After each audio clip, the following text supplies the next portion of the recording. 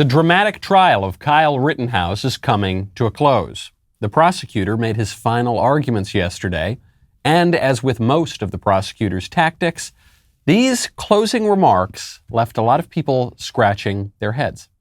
So what does he do that night? Oh, let me tell you all the awful things Joseph Rosenbaum did. He tipped over a porta potty that had no one in it. He swung a chain. He lit a metal garbage dumpster on fire. Oh, and there's this empty wooden flatbed trailer that they pulled out in the middle of the road, and they tipped it over to stop some bearcats, and they lit it on fire. Oh, and he said some bad words. He said the N-word.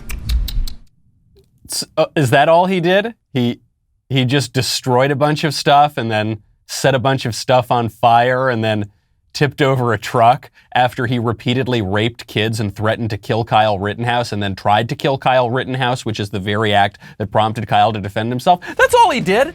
Oh, look, what did he do? What did he do? Just a ton of things that led to the very moment that justified Kyle Rittenhouse shooting him? With a prosecution like this, why would Rittenhouse need a defense? Incredibly, the arguments only got worse from there. I'm Michael Knowles. This is The Michael Knowles Show.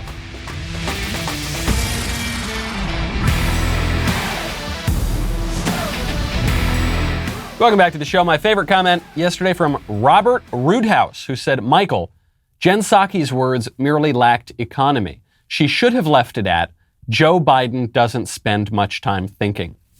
You make a very good point. I should have thought of this myself. When Jen Psaki says Joe Biden doesn't spend a lot of time thinking about the Let's Go Brandon chants, that is obviously true because the Let's Go Brandon chants are one part of anything. And Joe Biden doesn't spend much time thinking about anything, so you're absolutely right. The prosecutor in the Kyle Rittenhouse case is the Charlie Kelly of prosecutors. It is like the worst episode of Always Sunny ever. The prosecutor, the more that his arguments fail, the more that the judge loses patience with him, the more desperate and outlandish he seems to get. I am waiting for this prosecutor to bring up bird law, as one might do in an episode of It's Always Sunny.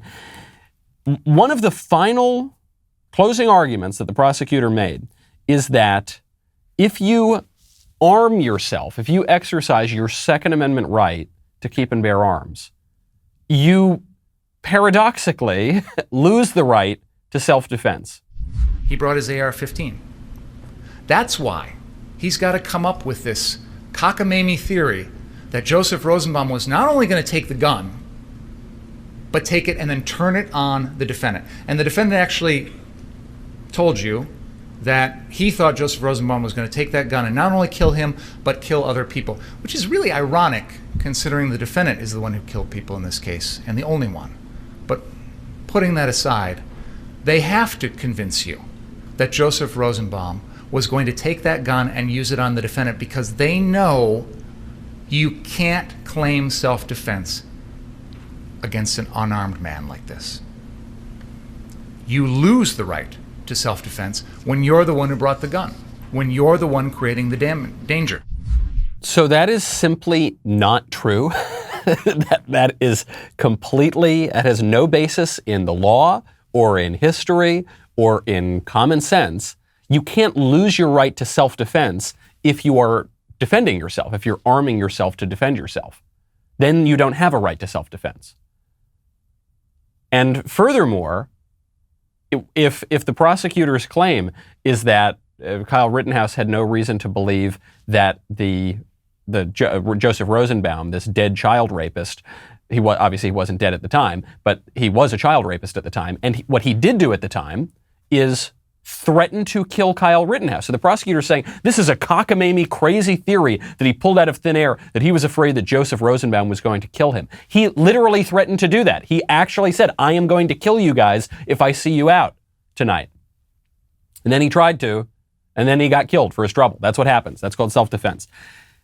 Then, as if the prosecutor had not embarrassed himself enough, he decided to reenact the scene. He thought, okay, look, my rhetorical skills are pretty subpar, but maybe if I pantomime what happened, if I act it out, maybe then I will be able to convince the jury that Kyle Rittenhouse's obvious self-defense was not justified. So this maniac picks up an AR-15 and just starts swinging it around the courtroom. The defendant comes running in and drops the fire extinguisher on the ground like this. And then raises his left hand to the gun and points. This is what we see in the video. Him putting the fire extinguisher on the ground and then raising the gun. Whoa! Your Honor, I'm going to object. He's facing the wrong direction. That's an argument. Okay. Whoa, buddy, chill out. Chill out with the AR-15, you lunatic. Look, I'm not saying that I have the most intense, rigorous firearms training, that I am some expert on guns. I'm not. I have some firearms training. I've fired a gun on a number of occasions, and I've had people show me how to do it. And what's the first thing they tell you not to do? What's the very first thing? If you've ever touched a gun in your life, the first thing they tell you not to do, don't point it at people. Actually, there are two first things you're going to hear. Don't point it at people, and don't put your finger on the trigger unless you are ready to kill whatever is in front of the barrel of that gun. And what does this schmuck do? He picks up a freaking AR-15, puts his finger on the trigger, and starts swinging it around the courtroom. He should be disbarred for this. That's not an exaggeration. If I were at a gun range, if I were in a gun store and I behaved like this, I would be kicked out of that store in 2 seconds. Much less a court of law. But the gun's not loaded. Okay, first of all, if you've been paying attention to the news over the past few weeks, you'll know that sometimes people think guns aren't loaded when they actually are. If the set of Alec Baldwin's movie had paid a little more attention to gun safety, the cinematographer would still be alive. But two, it just shows the unseriousness of this prosecution. This guy, this prosecutor who's representing the state, is trying to make claims about Kyle Rittenhouse's use of a gun and his use of his right to self-defense without knowing even the most basic things about guns or the right to self-defense. He was wrong on the law, and he's wrong on the gun. And he has absolutely no idea what he's talking about. And the only thing that he can hope for in this case is that the culture of scapegoating Kyle Rittenhouse, the culture of saying right-wing bad, left-wing good, white guy bad, all the victims, not victims, all of the people who were killed by Kyle Rittenhouse in self-defense, in this case were white too, so the race isn't a huge issue here, but it was at a BLM protest. So, BLM rioters good, anti-BLM protesters bad, right? They're just counting on this media narrative and the pressure of the president and the pressure of BLM and the threats that are coming in from the left to try to sway the jury. Because on the facts of the case, on the logic of the case, the prosecution doesn't have anything. The one charge in this case that I thought maybe they'll get Kyle Rittenhouse on, or maybe they ought to get Kyle Rittenhouse on, is the gun charge. Maybe he shouldn't have had that gun. Maybe that gun wasn't legal to have in that place or to be held by him at that time. That was one of the charges against Kyle Rittenhouse, and the judge threw that one out yesterday. Is the firearm here now? Yes. We can either measure it, or you can stipulate that it does not meet what I've stated are the requirements. And if it is out of compliance, if the barrel length is less than 60 inches, or an overall length less than 26 inches, then I'll deny the motion. If it does not meet those specifications, then this defense motion will be granted. We are not disputing that the barrel length is appropriate. Isn't legal? It is not a short-barreled shotgun or a short-barreled rifle. Yes. Either by barrel or by overall length? Correct. All right, and then count 6 is dismissed. There it is, and then that's dismissed. And the prosecution, Tweedledee and Tweedledum sitting over there, keep answering very reluctantly. They're answering all the judge's questions. So hold on, you're telling me the barrel length is fine? Yeah, Yeah, the barrel length is fine. Okay, and you're telling me the overall length of the gun is fine? Yeah, that's true. So you're telling me the gun is not an illegal gun? Well, yeah, I guess all the parts of it are legal, so yeah, I guess, okay, no, it's not a legal gun. It's illegal, yeah, okay. Okay, well then that dumb charge is dismissed. So the best shot you had, other than relying on mob rule and political pressure and scapegoating, the best legal case you had, thrown out the window. You know, speaking of windows, it's very important to get good window treatments. That is going to really, really help beautify your home, which is why I would recommend you check out Hunter Douglas. Hunter Douglas can help you with their incredible window shade designs, gorgeous fabrics, and control systems that are so advanced they can be scheduled to automatically adjust to their optimal position throughout the day. Maybe it's the way the shades diffuse harsh sunlight to cast a beautiful glow across the room. Maybe it's being able to enjoy the view outside the window while protecting your privacy inside. Or maybe it's just that Goldilocks moment when you walk into a room and everything about it looks and feels just right. I find this, especially as a conservative myself, I think aesthetics really matter. I think being in beautiful places really matter, especially with light. It was one of the main things I was focused on when I was looking to get my house here in Tennessee. Your shades can be set with Hunter Douglas's Power View technology. They can be set to automatically reposition for the perfect balance of light, privacy, and insulation. Go to hunterdouglas.com/Knowles today. Take advantage of the Season of Style rebate savings event. hunterdouglas.com/Knowles for limited savings. Offer expires December 6th, 2021. So the prosecution case is failing. The jury might still convict him. We don't know. But the prosecution's case is failing. And so what can we expect? People to say a good law has been upheld, justice has been done, we have faith in our institutions, we trust the pillars of our democracy, and we will stand by. No, the libs are going to riot if he gets off the hook. And that's what they're expecting, and that's what the Democrat governor of Wisconsin is expecting.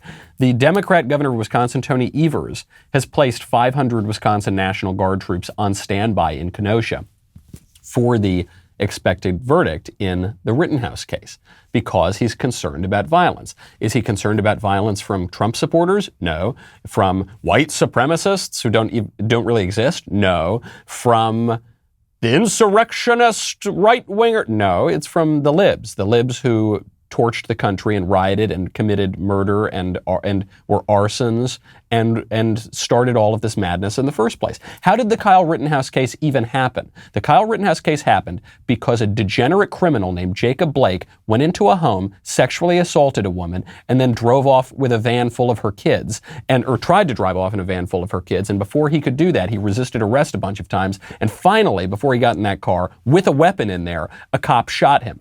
Completely justifiably. And then the libs rioted over that. And the libs rioted and attacked people and burned down stores and burned down property. And then Kyle Rittenhouse went to protect some of that. And he was threatened with murder and he fired back in self-defense. That's how we got here. You don't need to go back to ancient history. You just need to go back a few days before the events that are in question took place. And now it looks like we're going to get a whole repeat. It's deja vu all over again.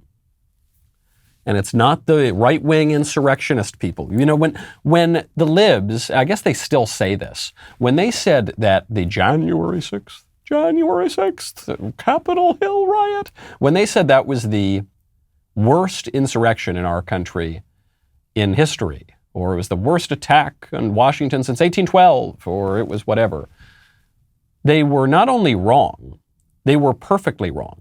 The Capitol Hill incident was not even the worst insurrection of the year. It wasn't the worst insurrection in 6 months. Wasn't the deadliest, wasn't the most destructive, wasn't the greatest threat to our system of law. That insurrection was called BLM. That insurrection was called Antifa, and that took place for 6 months, 8 months, cities around the country. And it looks poised to take place again. The Democrat governor believes that's the case. We have Daily Wire reporters on the ground right now in Kenosha, because, look, hopefully it's totally peaceful, but if past is precedent, it won't be. This is the reason I bring it up is not just to harp on the libs and point out how they're burning the country to the ground. It's to give you a little tool here, which I suspect many of you have intuited already, which is this is generally a way to tell who the good guys are and who the bad guys are. If the verdict in a trial is going to, even if it were an unjust verdict, which in this case, if Rittenhouse gets off, that will be a very just verdict. But even if it were unjust, if the verdict is going to cause one group of people to burn things down and kill people and riot in the streets, that group, they're probably the baddies. They're probably not the goodies. They're probably the baddies. And the libs who are continue to talk about January 6th as though it were more than just a little blip in the news cycle compared to what else has gone on, they are either ignorant or disingenuous. And there are a handful of so-called Republicans who are helping them out to do that as well. Although I guess they might not be Republicans for long. The Wyoming Republican Party has just voted to kick Liz Cheney out of the party. They are no longer recognizing Liz Cheney as a member of the Republican Party. And I hate to say I told you so. I'm not sure if I had anything to do with this vote, but the timing is a little bit weird because yesterday or the day before on this show, I guess it would have been yesterday because today's Tuesday. Yesterday on the show, I mentioned that Liz Cheney simply is not a Republican as a practical matter. She might have an R next to her name. She might even vote with Republicans on a number of issues. But as a practical matter, whenever there is a crucial vote, whenever there is an actual fight between the Democrats and the Republicans, she now sides with the Democrats. And that's true in party politics. It's true in the media. Where does she go on TV? She goes on the left-wing news networks. She takes orders from Nancy Pelosi. In the crucial presidential election, she votes for the Democrat. In the crucial votes in the House, she votes with the Democrat. So she just is a Democrat. And she's dishonest as far as Democrats go because she pretends to be a Republican. And so I said, if you were to kick Liz Cheney out of the Republican Party, it's not as though that would be a punishment or some acrimonious, big, momentous event. It would just be acknowledging reality. She is not a Republican for all intents and purposes. And the Wyoming GOP apparently recognizes that. And that's an important thing. Not because who cares about Liz Cheney? She doesn't really matter all that much. No one really supports her. No Republicans really support her right now. And the Democrats are only pretending to support her because she's useful to them. But the minute she's no longer useful to them, they're going to throw her to the curb. So she doesn't matter, but the principle matters, okay? It is important for your political party to acknowledge reality. And so in this case, they are now beginning to acknowledge reality. It's not about infighting on the Republicans or all the Republicans scrapping with one another. The girl just isn't a Republican, okay? And the Wyoming GOP is acknowledging that. Now, speaking of political infighting, there is even more delicious political infighting going on right now among the Democrats. Not just among any Democrats, between the president and the vice president. You remember that Kamala Harris is very upset with Joe Biden. She feels that she's being sidelined, she's not being respected, she's not being defended. She's got lower approval ratings than any vice president in decades, if not ever. She's got a lower approval rating right now than Dick Cheney did in 2007 after the Iraq War and after he shot a guy in the face. So she is really, really low. They were calling Dick Cheney Darth Vader in those days, okay? And she's lower than him, about 27, 28%. And so she wants political support from Joe Biden. Joe Biden either can't give it to her, he's not capable of it, or he's not willing to give it to her. So this is what CNN's reporting. Many in the vice president's circle fume that she's not being adequately prepared or positioned and instead is being sidelined. The vice president herself has told several confidants she feels constrained in what she's able to do politically. Yeah, duh, of course you're restrained. You're the vice president. Your job is to take orders from the president. Biden says jump, you say how high. That's your job. So what's she going to do? What can Kamala Harris do? She's in a position where she is serving entirely at the pleasure of the president. She is in a role that historically is just not that important. She isn't particularly likable in herself. That's why she was the first person out of the race in 2016, or 2020 rather, in the Democrat primary. So what's she going to do? She's going to do one of the only things she ever could do in her political career, she's gonna play the race card. That's right. This is according to the CNN reporting. A former Harris staffer who spoke to current aides and Harris allies said, "It's hard to miss the specific energy that the White House brings to defend a white man, Pete Buttigieg, knowing that Kamala Harris spent almost a year taking a lot of the hits that the West Wing didn't want to take themselves." Yeah, so they're willing to support Pete Buttigieg. Why is that? Is it because, well, we'll just tell you, it's because he's a white guy. Kamala's a black guy. Hey, Joe, if you don't back us up, Joe, we're going to call you racist. It's the only thing we can do. We don't have any skills or likability or any moves, but there's one thing we got, baby. It's the color of our skin, Joe, and it's the worst thing you can be called in America. You want to be called a racist, Joe? Well, you better defend us. You better watch out. Now, we can all engage in a little schadenfreude here. We can all take a little pleasure in Joe Biden and the Democrats getting hoisted on their own petard, right? On that, they love to play the race card. They love to use disingenuous accusations of racism against us and against their opponents. And now it's being used against them, and that's a delicious thing. But it is still wrong. It's a bad thing to have happen. And it's silly. The premise of it is that racism, which today means basically nothing, it's been defined to mean nothing at all, is the worst possible thing in the world. But there are worse things, right? Genocide, that would be a worse thing. I guess it's related, but abortion, that's a much worse thing. Rape and murder, those are worse things than there are worse things than racism, and yet in our shallow moral discourse these days, it's the worst thing you've got. And the White House, they got the message. The White House actually did respond. Now, the White House doesn't respond to calls for gasoline prices to go down. So we're responding ourselves. That's why you got to check out Get Upside. Get Upside. That is a command, and it is also the name of this incredible free app. Right now, my listeners are making up to 25 cents for every single gallon of gas, every single time they fill up. You just download the free Get Upside app in the App Store or Google Play right now. Use promo code Knowles, K-N-O-W-L-E-S, get a bonus 25 cents per gallon on your first fill up.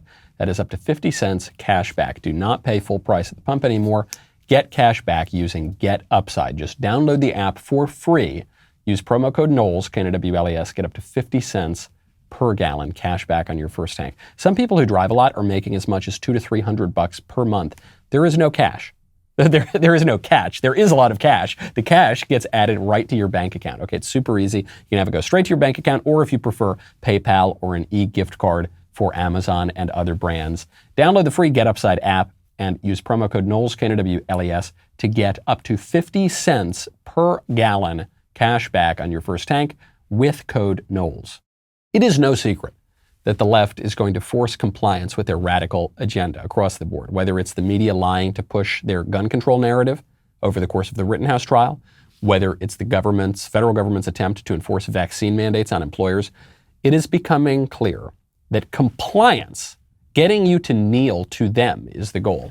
That's why here at the Daily Wire, we're fighting every day against this kind of tyranny, from our honest coverage of the Rittenhouse trial to the lawsuit we've taken out against the Biden administration for their unconstitutional vaccine mandates. We're applying the pressure. We're not just fighting for our own employees. I'm glad that we're fighting for our own employees, but we're not just fighting for them. We're fighting for the freedom of every single American who's facing termination based on this unconstitutional mandate. Very important that everyone's voice is loud right now. If you want to support the fight to make your personal medical decisions without the government having your employers force you to take the Fauci ouchie, sign our petition against Biden's mandate. Hundreds of thousands of Americans have already signed the petition, but we need many more people to stand with us to reach our goal of 1 million. So please head on over to dailywire.com/do-not-comply to sign the petition today. We'll be right back with a lot more.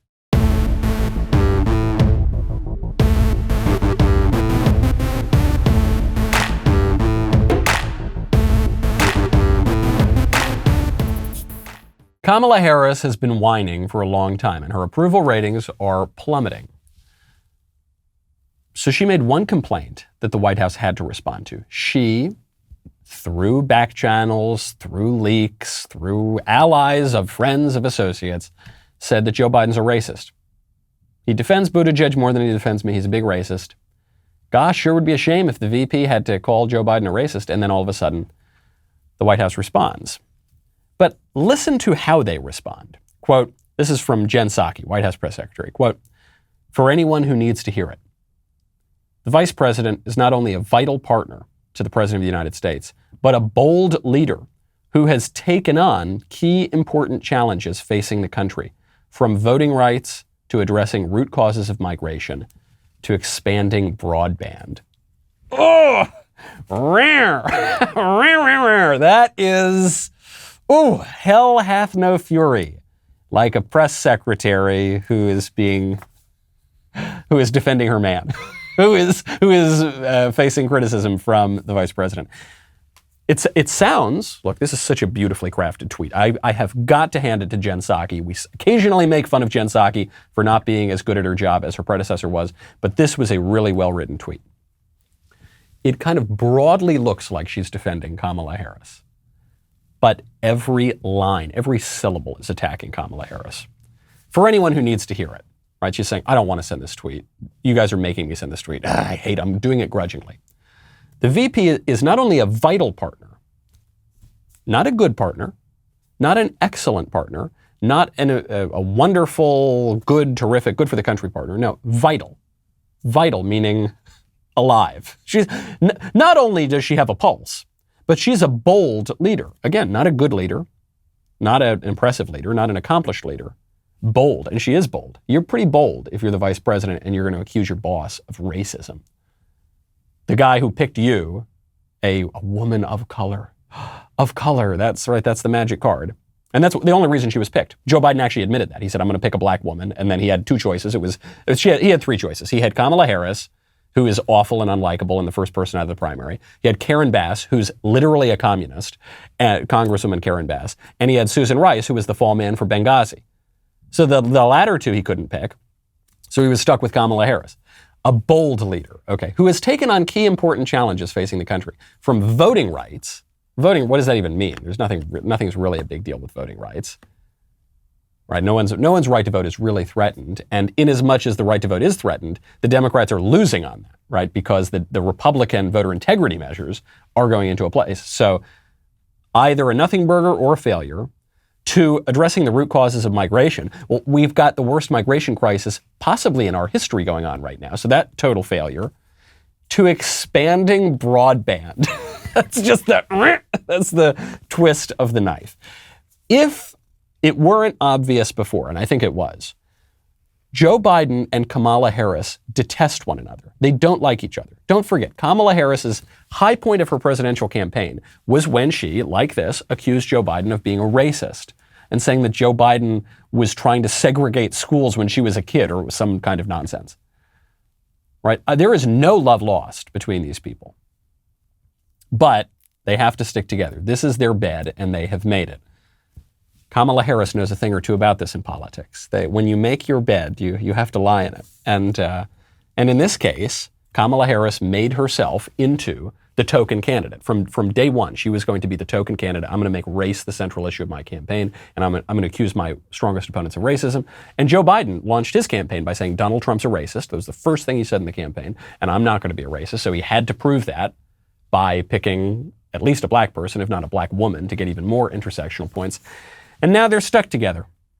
And we get to pull out the popcorn and enjoy the theatrics. Speaking of unlikable Democrats, I can't believe that this is not a Saturday Night Live sketch. I guess the way I know that this is not a Saturday Night Live sketch is that this is funny.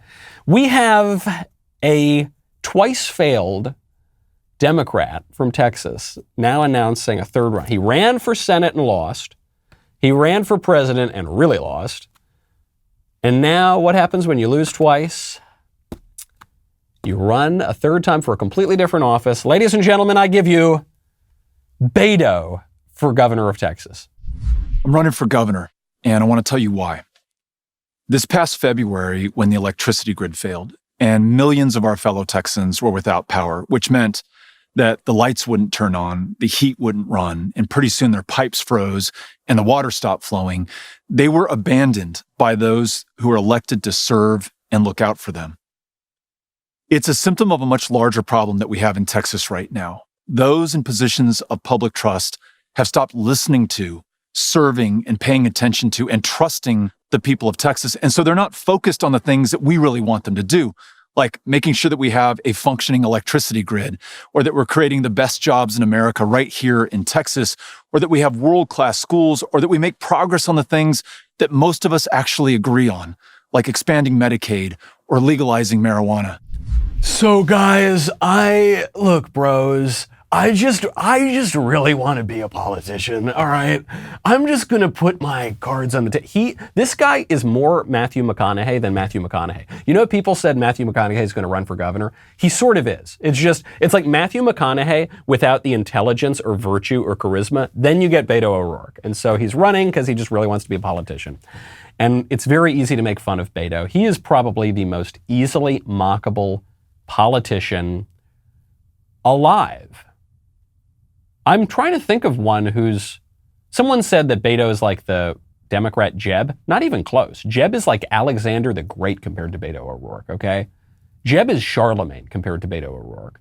But, well, we can mock him as a skateboarding, dude bro, whiny, millennial, Kerouac reading joke, loser.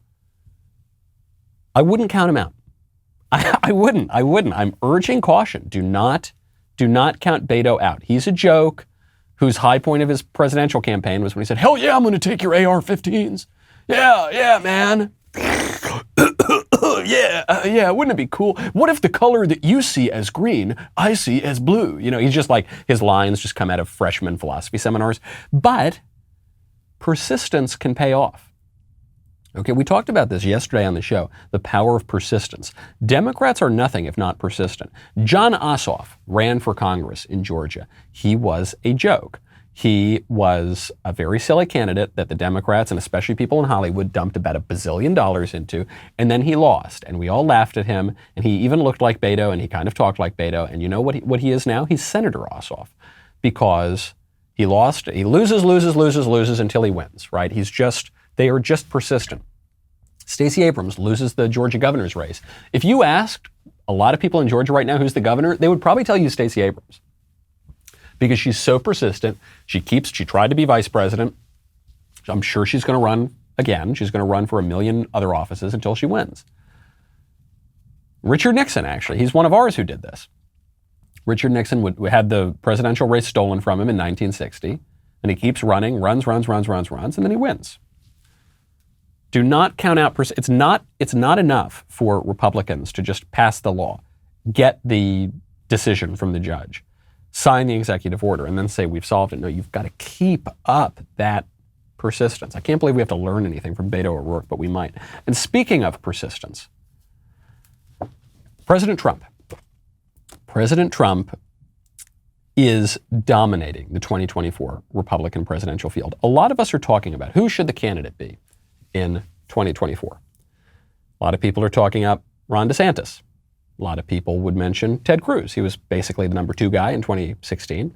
A lot of people are talking about, Josh Hawley. Josh Hawley clearly wants to run. A lot of people are talking about Nikki Haley. She would run in the more moderate lane, probably. A lot of people are talking about, Kristi Noem. She's an attractive candidate. She did well during COVID. She would also probably be a little bit more moderate. People are talking about Tim Scott. None of that matters right now. What I'm here to tell you is it doesn't matter what that great thing is that DeSantis did in Florida or what that great piece of legislation. The only question that matters for the 2024 presidential race is, will Trump run or will he not run? Because if he runs, he's going to clear the field. Almost certainly. There was an Iowa caucus poll that was just taken. This was just obtained by Breitbart.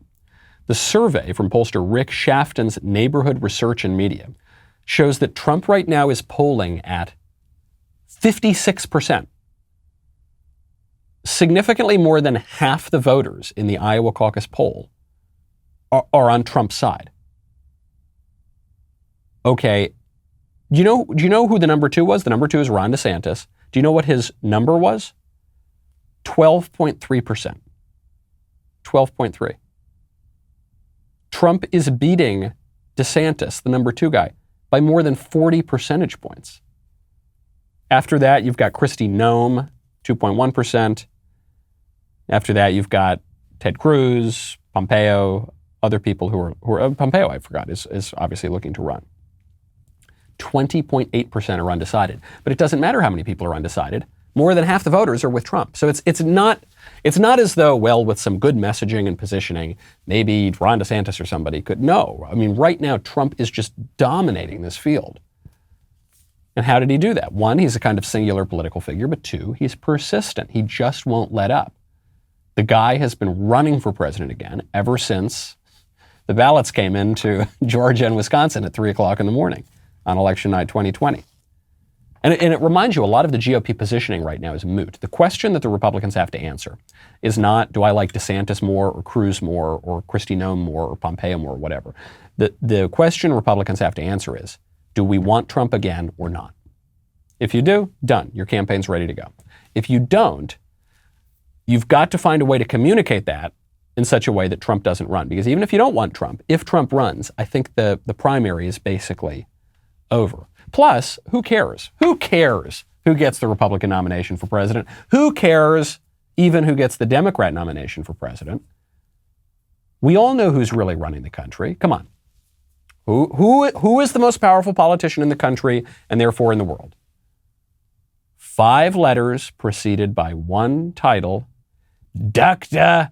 Fauci. And our supreme leader, Dr. Fauci, has some good news for us, or for some of us.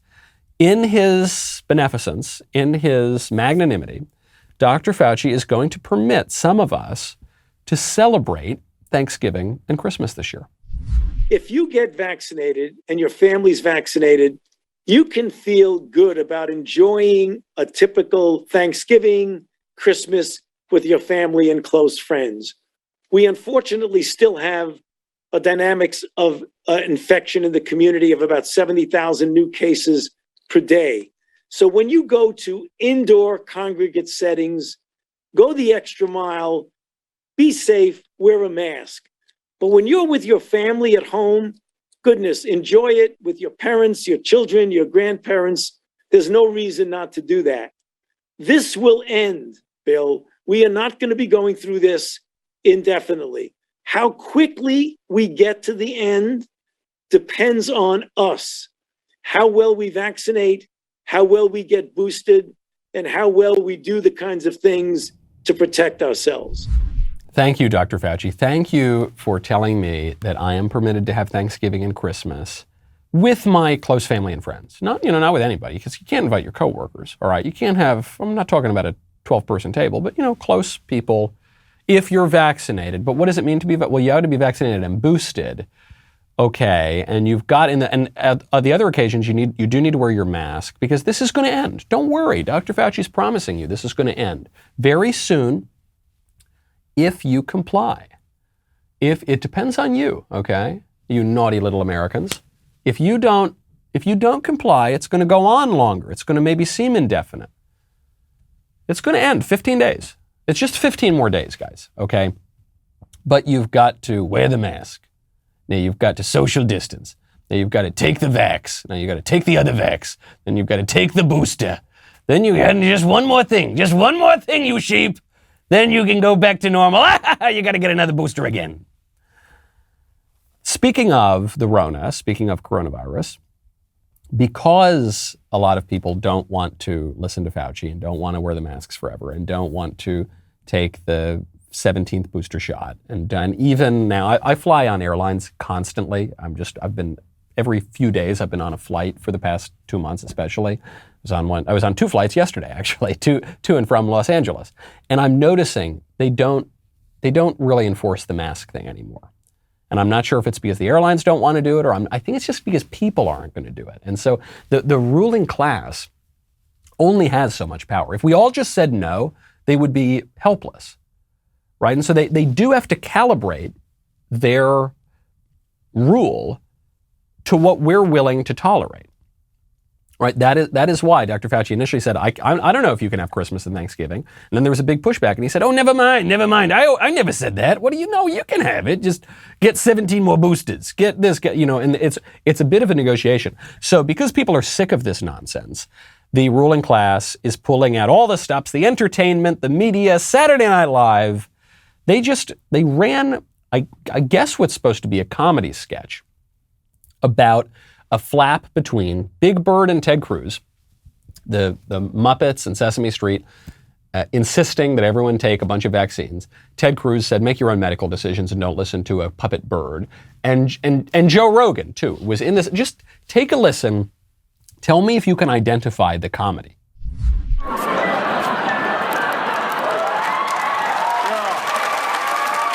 Well, that's right.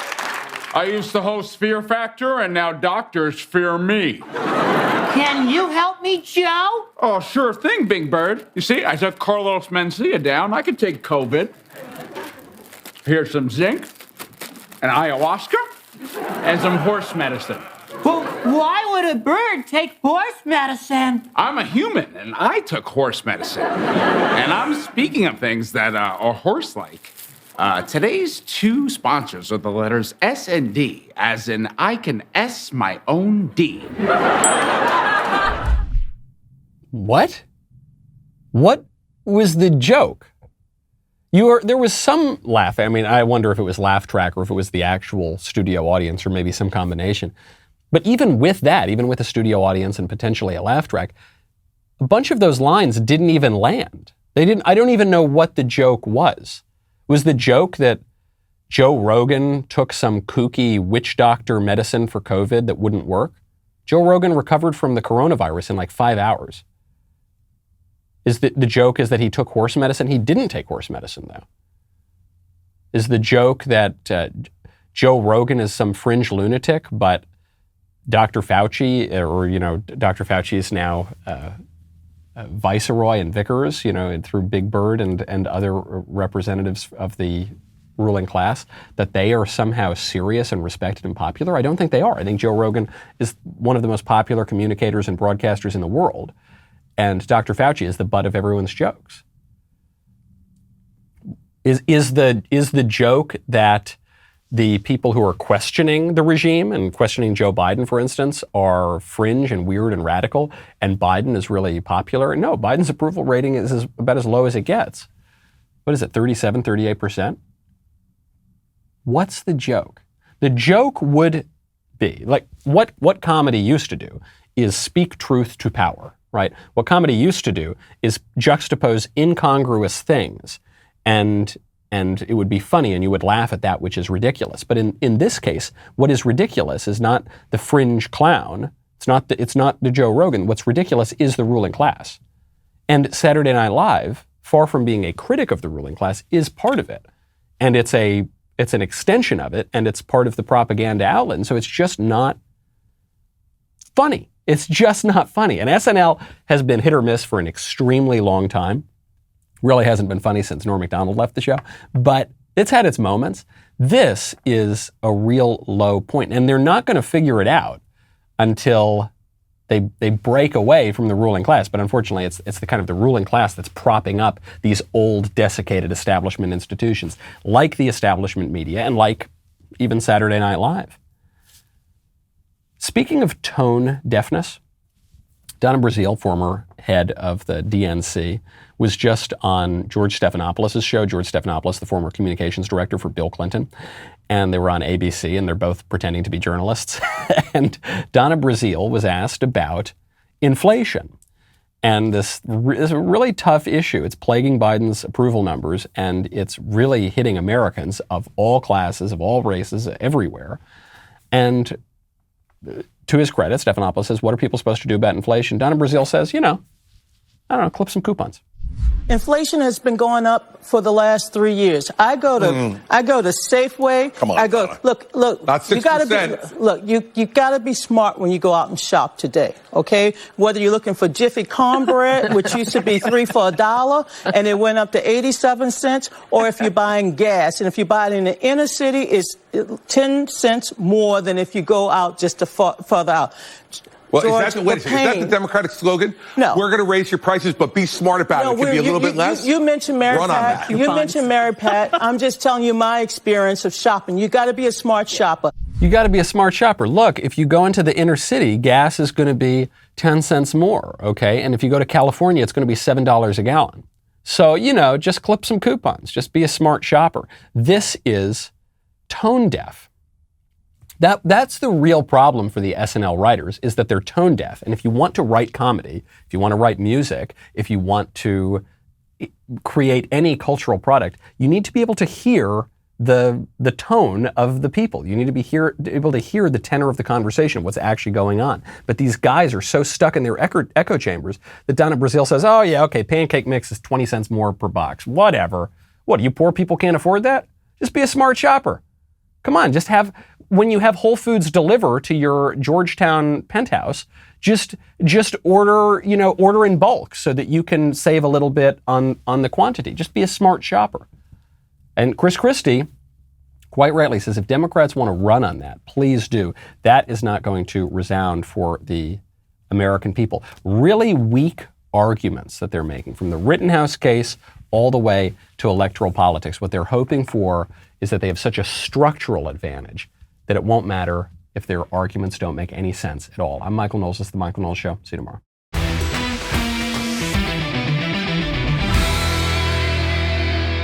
The Michael Knowles Show is produced by Ben Davies. Executive producer, Jeremy Boring.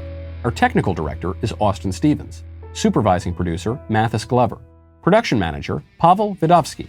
Editor and associate producer, Danny D'Amico. Associate producer, Justine Turley.